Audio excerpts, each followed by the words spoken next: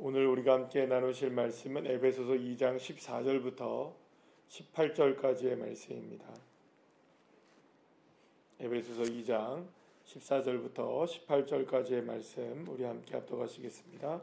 그는 우리의 화평이신지라 둘로 하나를 만드사 원수된 것 곧 중간에 막힌 담을 자기 육체로 하시고 법조문으로 된 계명의 율법을 폐하셨으니 이는 이 둘로 자기 안에서 한 세 사람을 지어 화평하게 하시고 또 십자가로 이 둘을 한 몸으로 하나님과 화목하게 하려 하심이라. 원수된 것을 십자가로 소멸하시고 또 오셔서 먼 데 있는 너희에게 평안을 전하시고 가까운 데 있는 자들에게 평안을 전하셨으니 이는 그로 말미암아 우리 둘이 한 성령 안에서 아버지께 나아감을 얻게 하려 하심이라. 아멘. 할렐루야. 에베소서는 사도 바울이 이제 로마의 감옥에 갇혀 있으면서 에베소를 향하여서 편지를 쓰면서 그들의 삶을 또 격려하고 위로하고 또 마지막 때까지 견고하게 교회가 세워지기를 바라는 마음에 사도 바울이 편지를 쓴 것입니다. 자, 그런데 이제 에베소 교회에 편지를 보내면서 바울이 가장 먼저 했던 가장 중요한 그 이슈 가운데 하나는 뭐냐하면 그 하나님의 나라가 이 땅 가운데, 그러니까 땅 가운데 이루어지는 것이었습니다. 그렇게 되면서 무슨 단어를 쓰게 되냐면 하늘과 땅이 통일되게 하려 합니다라는 이야기를 씁니다. 이게 굉장히 중요한 의미인데요. 하늘과 땅이 하나가 되는 것. 근데 그곳에 바로 교회가 있고 그곳에 성도들이 있다라는 것입니다. 그러니까 하나님의 나라가 이 땅 가운데 임하여져서 하나님의 뜻이 이 땅에 이루어지게 되는 것. 그래서 하늘의 뜻과 땅의 모습이 하나가 되어지는 것. 하나님의 나라와 이 땅의 나라가 무엇으로 완전히 하나가 통일되어지는 겁니까? 하나님의 나라로 통일되어지는 것을 이 사도 바울은 하나님이 꿈꾸고 계신다. 그러니까 이 모든 것들이 하나가 되게 하시는 그런 모든 것들이 이제 중요하다라는 것을 이야기를 하고 있는 겁니다. 그러나 여러분들 우리가 사실은 이 땅이 하나님의 나라가 될 수가 없고 이 땅에 살아가는 사람들이 하나님 나라의 백성이 될 수도 없는 존재들입니다. 왜냐하면 이 땅은 타락해 있고 이 땅을 살아가고 있는 모든 사람들도 어떻습니까? 다 타락해 있기 때문이죠. 죄의 모습이 그대로 남아 있고 우리는 더 하나님의 자녀가 될 수가 없는 존재입니다. 왜냐하면 이게 죄로 인하여서 하나님께서 만들어주신 이 에덴 동산에서 쫓겨난 존재들이란 말이에요. 그러니까 결코 우리 하나님 나라로 다시 돌아갈 수가 없는 그런 존재가 이 땅이고 우리들 모두라는 겁니다. 그래서 이 모든 것들을 가로막고 있는 가장 중요한 문제가 뭐냐? 이게 이제 죄의 문제인 거죠. 그러니까 죄 때문에 결국에는 우리가 하나님 나라를 맛볼 수도 없고 하나님 나라가 임하는 것을 경험할 수도 없고 하나님 나라의 백성이 될 수도 없는 이 모든 것들이 다 무엇 때문입니까? 다 이 죄의 문제 때문입니다. 그래서 이 모든 죄의 문제가 해결되지 않는 한은 사실은 하나님의 나라가 이 땅 가운데 임할 수도 없는 것이고 하나님의 자녀도 될 수가 없고 우리는 구원을 받을 수도 없는 존재인 겁니다. 아무리 하나님께서 우리에게 이 땅 가운데 하나님의 뜻을 이루려고 하신다 할지라도 온전하게 이루어질 수가 없는 겁니다. 왜냐하면 죄의 문제가 해결되지 않는 한. 그래서 우리가 이스라엘 민족을 우리가 생각해 보면 구약시대의 이스라엘 민족을 보게 되면 이스라엘 민족을 향하여서 하나님이 얼마나 많은 정성을 쏟으셨습니까? 수많은 선지자들을 보내셔서 그들에게 말씀으로 깨우치시고 그들을 인도하시고 얼마나 많은 정성을 쏟으셨어요. 그들에게 율법을 주셔서 그 율법을 지키면은 하나님의 자녀로서 살아갈 수 있는 은혜도 베풀어 주셨단 말이에요. 그렇게 이제 하셨음에도 불구하고 그 율법을 온전하게 지켜냅니까? 못 지켜냅니까? 이스라엘 백성들이 구약시대의 이스라엘 백성들이 우리에게 확인시켜주고 있는 바는 인간의 노력, 그 어떤 노력으로도 이 율법을 완전하게 지켜낼 수 있다 없다, 없다는 것을 확인시켜 주는 것이고, 하나님께서 그 죄의 문제가 해결되지 않는 한 그 어떤 방식으로도 이 땅 가운데 하나님의 나라를 이루어 갈 수가 없다는 것을 확인시켜 주는 게 이스라엘 민족의 모습이었다는 겁니다. 여러분들 하나님이 안 해보신 게 있나요, 없나요? 다 해보셨습니다. 율법을 주시고 어기는 백성들을 용서도 해보셨고, 또 뭐 얼마나 많은 용서와 얼마나 많은 기회를 주시고 얼마나 많은 은혜를 베풀어 주셨습니까?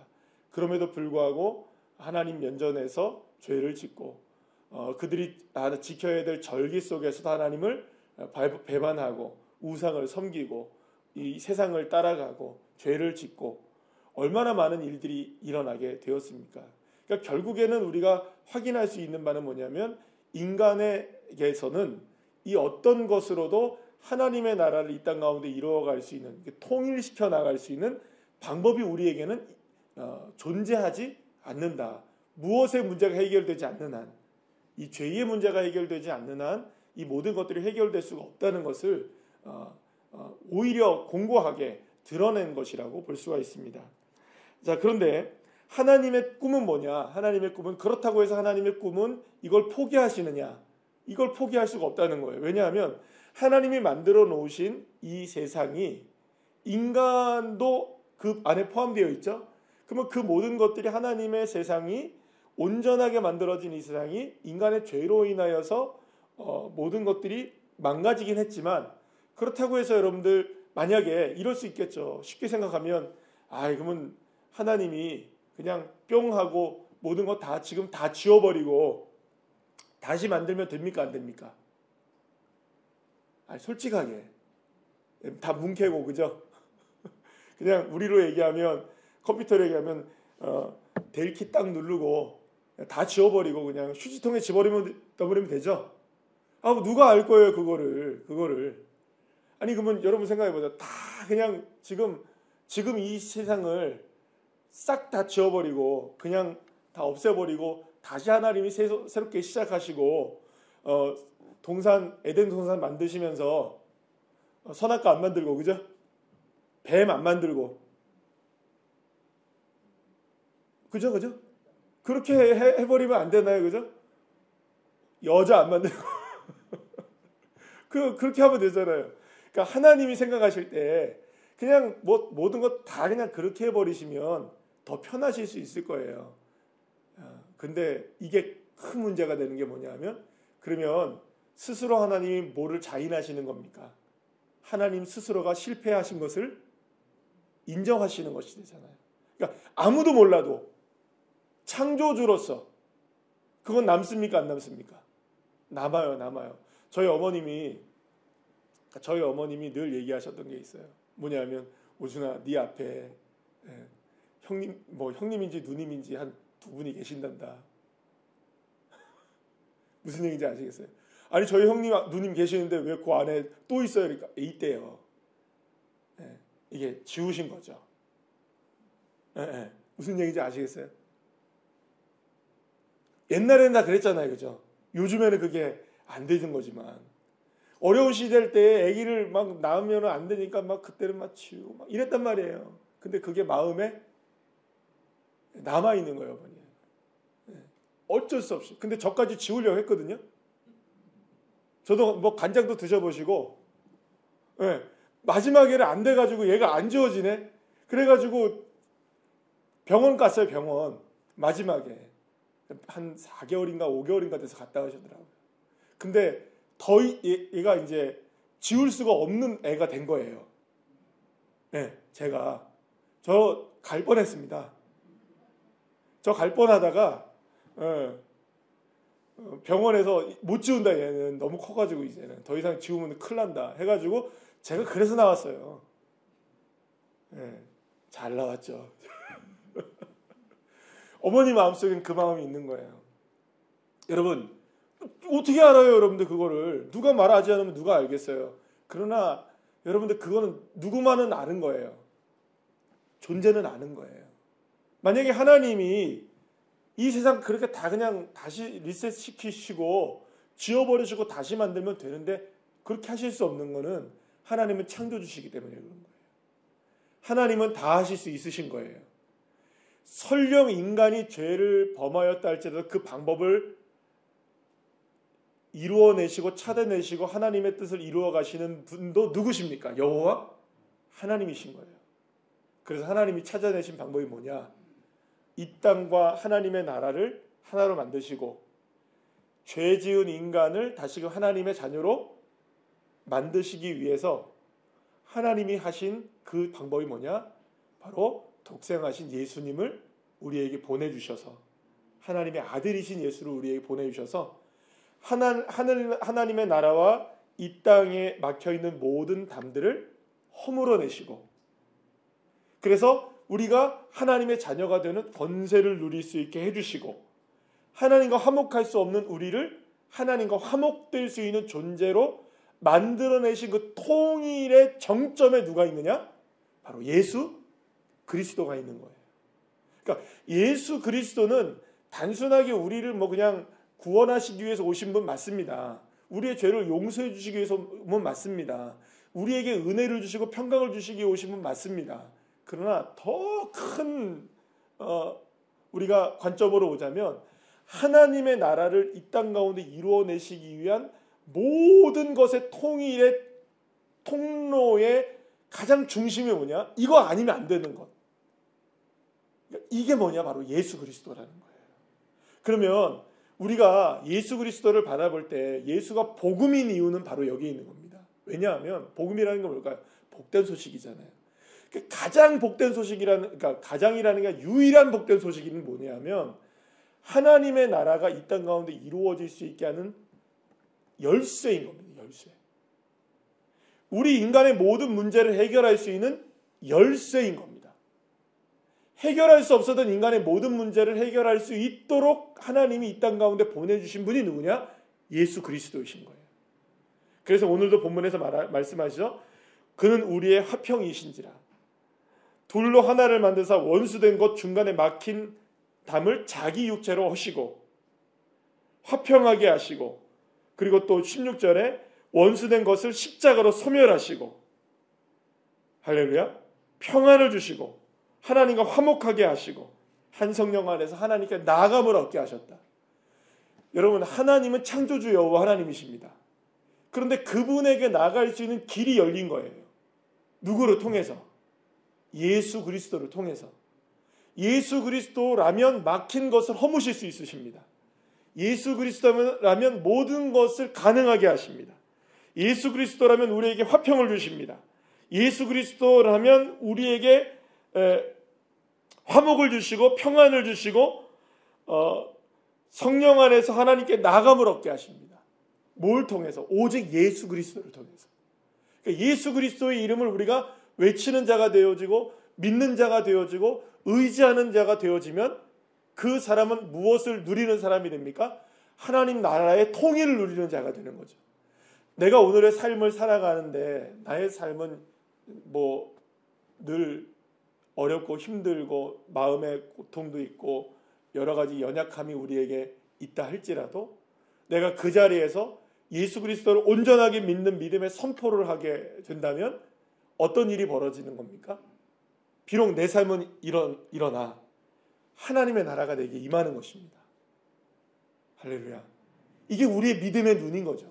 아니 그러면 세상 사람들은 그럽니다. 아니 너가 예수님의 이름을 외친다고 해서 너 옷이 변하게 되냐? 네 먹는 것이 변하게 되냐? 네가 타고 다니는 차가 변하냐? 니네 집이 변하냐? 니네 직장이 변하냐? 변화되는 게 하나도 있을까요? 없을까요? 눈에는 아무것도 변화되는 게 없을 수 있어요. 여러분 그렇잖아요. 그죠? 우리가 예수님 한다고 해서 여러분들 제 옷이 갑자기 뭐 이게 금으로 바뀌고 뭐 예수님 부른다고 해서 제가 뭐 갑자기 뭐 롤스로이스를 타고 예수님 부른다고 해서 제가 뭐 서울 강남에 50평짜리 아파트에 살고 이러진 않잖아요, 여러분. 그러면 좋겠지만 그러진 않는단 말이에요. 그럼 우리가 예수님의 이름을 부르는 게 헛된 것이냐? 아니라는 거예요. 이 이야기를 에베소 교회 성도들에게 하는 이유가 있습니다. 초대교회 성도들한테 하는 이유가 있어요. 그들이 겪고 있었던 삶은 바로 이런 삶이었던 거예요. 수많은 사람들이 야, 너 예수 왜 믿냐? 차라리 아담의 여신을 섬기지. 차라리 다른 것들을 섬기지. 그것들을 섬겨가지고 우리랑 같이 함께 살고 흥청망청 우리가 함께 즐겁게 사는 게 낫지. 너 예수 믿는다고 해서 네 인생 뭐 달라지는 게 있냐? 오히려 예수 믿으니까 어떻습니까? 로마 제국 안에서 박해란 박해는 다 받고 힘겨운 인생은 그대로 살아가면서 여러분들 당시에는요, 여러분들 그런 게 있잖아요. 여러분들 그 상인 조직이라는 게 있잖아요. 길드라고 보통 얘기를 하죠. 근데 여기 안에 들어가지 못하면 경제 활동을 할 수가 없었어요. 근데 이게 무엇으로 딱 뭉쳐져 있느냐? 이게 이게 우상에 섬기는 모든 것들과 함께 다 뭉쳐져 있는 거예요. 근데 이 조직에 들어가지 못하는 겁니다. 왜요? 이들은 뭘 안 섬기니까? 우상을 섬기지 않으니까 경제 활동도 할 수가 없어요, 여러분들. 그럼 뭐 먹고 살아요, 여러분? 너무너무 힘든 거예요, 먹고 살기. 그러면 당장에 눈앞에 먹고 사는 일들 바라보고 내가 지금 사람들과 어울려 살아가는 거 보면 먹을 것도 제대로 없어요, 여러분들. 어디 나가서 고기 우리처럼 여러분들 쌀 먹고 살면 되지 왜 그러냐 뭐 그렇게 얘기하는데 아니에요, 여러분들. 이 유럽 사람들은 전부 다 뭘 먹고 삽니까? 원래부터 고기를 주식이 육류잖아요. 근데 육류가 다 어디서 나오는 줄 아세요, 여러분들? 다 웬만큼 자기네 집이 부유하지 않으면은 자기가 잡지 않으면 다 시장에서 나오는 거 사야 되잖아요. 시장에서 나오는 게 다 어디서 나오는 겁니까? 예? 제물로 바쳐졌던 게 나오는 거예요. 예, 우상의 제물에 바쳐졌던 거를 내가 시장에서 사 먹어야 되는 거예요. 그게 고린도전서에 그 얘기가 나옵니까? 안 나옵니까? 그게 나와요. 그럼 여러분들 먹는 것부터가 힘들어지는 거예요. 그럼 여러분 어떻게 사시겠어요? 그러면 그 사람들한테 야, 너 그냥 대충 예수님도 믿고 세상도 잘 타협하면서 그렇게 살면서 해라 이렇게 지금 사도 바울이 얘기할 수가 없는 거예요. 비록 지금을 땅을 딛고 사는 우리의 삶이 힘겹고 어렵고 때로는 박해가 다가오고 고단하고 힘들지만 눈앞에 보이는 건 하나님 나라가 아니라 세상의 우상의 천지이고 수없이 많은 이 신전들과 많은 어마어마한 일들이 이 엄청나게 에베소 교회 성도들과 초대교회 성도들을 압박하고 있지만 그 상황 속에서 우리는 뭘 바라봐야 된다? 하나님의 나라와 이 땅을 통일시키기 위해서 이 땅에 오신 예수 그리스도를 바라보면서 그 믿음을 고백하며 살아갈 때에 진짜 하나님의 나라가 우리에게 임하게 되는 것이고 그 믿음으로 우리는 비로소 평안을 누리게 된다.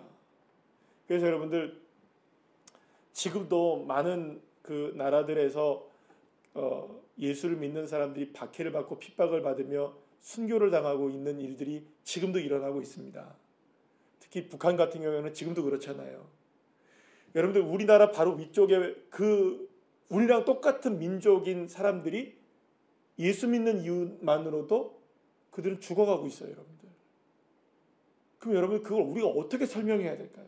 그들은 왜 예수를 믿나요? 우리랑 똑같은 예수를 믿는데 그들은 뭐 때문에 예수를 믿나요? 그들은 그렇게 해서 예수를 믿는 이유가 딱 한 가지인 거예요. 아무리 북한이라는 사회에서 억압을 받는다 할지라도 그들은 믿는 겁니다. 내가 살아가고 있는 이 북녘의 땅에 서라 할지라도 그 땅에서 예수를 믿는 것이 하나님 나라를 이루어가는 것이라는 것을 믿는 것이죠. 그러면 우리가 그들과 함께 동일한 시대를 살아가고 있으니 우리도 그들이 가는 천국 우리도 갈까요, 안 갈까요? 만나겠죠? 하나님 앞에서 예수 앞에서 우리는 뭘로 살아왔느냐고 얘기한다면 어떻게 살아갔다고 얘기를 하시겠습니까? 그들의 삶과 우리의 삶이 있는데 핍박을 견뎌내며 예수 그리스도를 믿으며 살아갔던 그들과 작은 아픔에 힘겨워하고 예수를 의지하지 못하고 살아가는 우리의 모습들하고 온전하게 예수를 의지하지 못하는 사람 삶하고 주님께서 우리를 어떻게 바라보시겠어요? 사랑하는 여러분, 우리에게 이 지금 에베소서에 말씀하고 있는 이 내용은 결코 평안할 때 이야기한 것이 아닙니다. 사도 바울조차도 지금 어디에 갇혀 있습니까? 예, 감옥에 갇혀 있어요. 한참도 모르는 상황이었어요. 그런데 이 사도 바울이 뭘 고백하고 있습니까? 나 지금 예수 때문에 화평하다. 나 예수 때문에 평안하다. 나 예수 때문에 갇혀 있지만 나는 하나님의 나라를 바라보고 있다. 사랑하는 여러분, 이 고백이 그냥 하는 고백이 아니라 정말로 자신의 삶을 다해 지금 고백하는 거 아니겠습니까? 그렇다면 오늘 이 시간 우리가 살아갈 때 우리의 형편과 사정이 어떠하든 온전히 주 예수 그리스도를 믿음으로 바라볼 때마다 지금 당장 예수를 외친다 할지라도 변화되지 않을 수 있을 거예요. 지금 당장 예수 그리스도를 외친다 해서 내 삶이 그 억압에서 화평으로 확 바뀌지 않을지 몰라요. 눈에 보이는 것이 바뀌는 것이 없을지도 몰라요. 열매가 확 드러나지 않을지도 몰라요. 그러나 그렇다 할지라도 외쳐야 됩니다. 그렇다 할지라도 붙들어야 됩니다. 왜냐하면 예수야말로 저와 여러분의 삶 가운데 막힌 담을 허신 분이시기 때문에. 그럼 오늘 이 시간에 계속 예수를 부를 때마다 우리는 어떤 일이 벌어지느냐? 우리의 삶의 영적으로 삶의 영육에 막힌 담들이 허물어지기 시작하는 것이죠. 끝까지 외쳐야 됩니다. 여러분들 10번 찍어 안 넘어가는 나무가 없답니다. 그죠? 그러면 10번 안 찍으면 10번 찍어서 안 넘어가면 어떻게 해야 될까요? 아유 10번이 끝났네. 그럼 가실 거죠 그냥? 한 번 더 하셔야 됩니다. 11번 하셔야 됩니다. 11번도 안 되면 어떻게 해야 될까요? 12번 하셔야 됩니다. 끊임없이 하셔야 됩니다. 예수 이름을 외치는 자. 그럴 때 하나님의 놀라운 역사들이 일어나서 우리에게 막혀있는 삶의 담들이 무너지게 되는 놀라운 역사가 일어나게 될 줄로 믿습니다. 기도하시겠습니다.